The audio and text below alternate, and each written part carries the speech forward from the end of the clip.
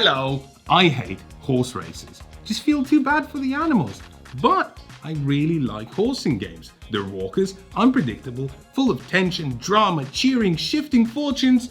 They embody everything that makes board games exciting, and they're super simple and approachable by pretty much anyone. Let me very quickly tell you about these two, pick a winner, and then we'll send the other one to live on a farm. And no, you can't come and visit it. Ooh, a double review. Not so fast. Both Longshot the Dice Game and Winner's Circle are very much of a muchness. In both of these games, 8 horses race around the track. Each round, you'll roll dice and see which horse moves how far. You bet on the horses and collect winnings if any of the horses you bet on finish in first, second, or third. The person with the most money at the end of the game wins. That sounds pretty similar, right? Well, it turns out that these two horses are very much for different courses.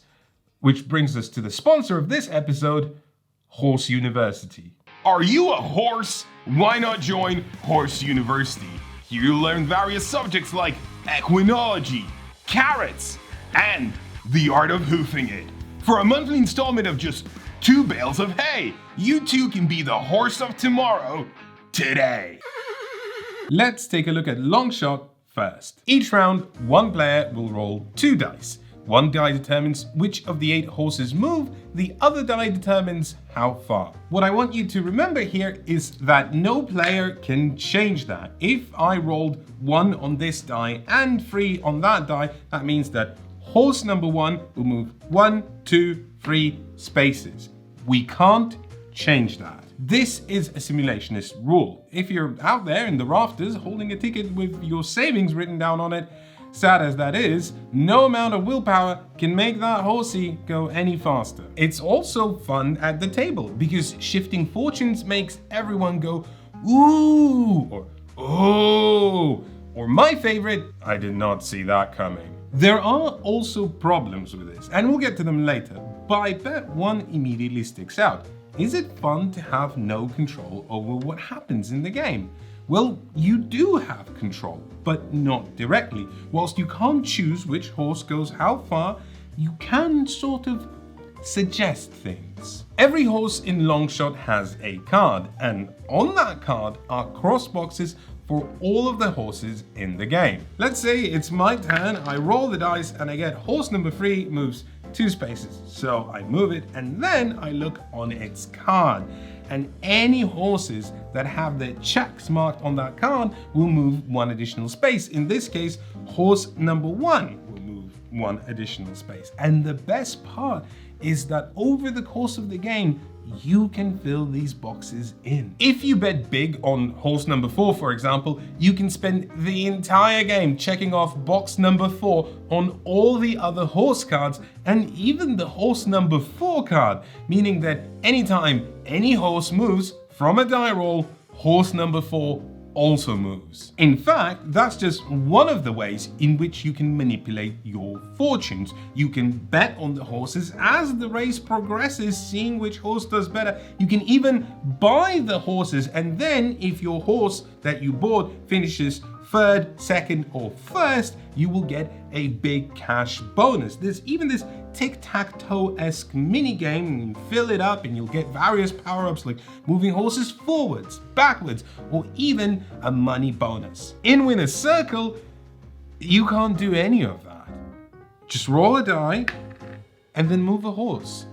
And I think that's better. Here's how it works. Instead of having 1 race, you play a sequence of 3 races with the winnings of the 3rd race doubled. On your turn, you do roll a die, but most importantly, this die does not tell you which horse will move. The die has 4 potential results: Bojack, Rugby Helmet, Silhouette of a Man's Portrait, and my favorite, Kinky Time. For example, if you rolled Kinky Time and wanted to move horse number 7, whirl away, you would move it 10 spaces because Kinky Time says 10 right here. However, if you wanted to move Regret, Story of My Life, you would only move 4 spaces. Let's examine what's happening here. In comparison to Longshot, Winner's Circle has a different focus point. Both of these designs derive from the roll and move genre, your typical Ludos, where you roll a die and move a piece that many spaces.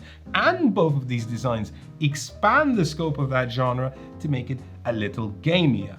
But where they offload the decision making informs not just how they play, but also the mood and tone of the table. Longshot the dice game is a more modern design. It has all the bells and whistles. Made a bad bet? Nay bother. There's 17 different mechanisms for you to offset things. Whereas if you made a bad bet in Winner's Circle, you just have to live with it, and it can be excruciating. It's a more blinkered design where your tunnel vision mistake is part of everyone else's entertainment. But that's kind of what I like about horsing games. The theatrics, the elation, or the misery. You bet big and everyone is going to see just how well that's going to play out. Most importantly, it's precisely that element of where the decision making is weighted that accentuates that. In Longshot, you crunch on your own. If it's your turn, you roll 2 dice, everyone evaluates the result and then goes to their personal betting Excel sheet to do some accounting, occasionally lifting their head to check if anyone else sunk their fortunes into the horse that they're propping up. In Winner's Circle, you roll a die and everyone immediately starts cajoling and convincing you that their totally selfless suggestion is the right move for you. And it might be. Your interests might intersect or clash. Teams might form or dissolve. Let me give you an example of what I mean. First up, one last rule. Anytime you choose a horse in Winner's Circle, you have to flip that horse's card. You cannot move that horse until all other horses have moved. So if I bet big on Whirl Away and did indeed roll Kinky Time, I might want to move it because I would get to move it 1, 2, 3, 4, 5, 6, 7, 8, 9, 10 spaces, getting past all the other horses. But then the next player rolls a rugby helmet and they put a bet on regret, meaning they get to move it a ridiculous 20 spaces. Now, I'm not very good at math, but this is just embarrassing. Do I regret my decision? Probably, because if on my turn I instead chose to not move Whirl Away and chose to move regret, and remember, I had rolled Kinky Time, well, Kinky Time on regret's card says move only 4 spaces, so I would move it 1, 2, 3, 4, and then flip their card face down, and they couldn't move it for another 6 turns. On the other hand, I didn't know that they would roll Rugby Helmet. That result has only a 1 in 6 chance to come up, whereas Bojack, which would move regret only 1 space, has a 50% chance of being rolled. That's getting very murky and speculative, but that's precisely why I love Winner's Circle. All of that springs from one die roll. It's magical. It brings the table to life, it gets everyone invested, and has 1/10 of the rules of, I don't know, Monopoly. Roll a die, move a horse. It's just intuitive, and you don't need a degree from Horse University to play. So, you should get Winner's Circle, right? Well, it depends on you and your playgroup. If everyone at your table likes a little bit more crunch, likes getting invested into their own thing, and likes fairness, despite being a little bit duller, Longshot is clearly the right fit. Also, whilst Winner's Circle officially plays 2 to 6, I wouldn't play it with any less than 4, and I'd argue that it only really shines at 5 or 6, whereas Longshot the dice game is sort of okay at even just 2 players, but once again, not my favorite player count. And it goes all the way up to 8, and whilst I can't remember the last time I had 8 people in the same room, I imagine it can set up quite a vibrant evening. Additionally, Longshot the dice game is releasing right now and should be readily available unless the ASUSD effect sells it out, whereas Winner's Circle dates back to 2001 and copies are not as easy to find as you'd like. It previously went under the title of Royal Turf, and here you could either ship yourselves the Japanese version with significantly more whimsical artwork than this po-faced nonsense and costing about as much as Longshot the Dice game. Or you could wait for the reprint of this Korean edition, which comes with nice metal coins, but costs more than this game is really worth.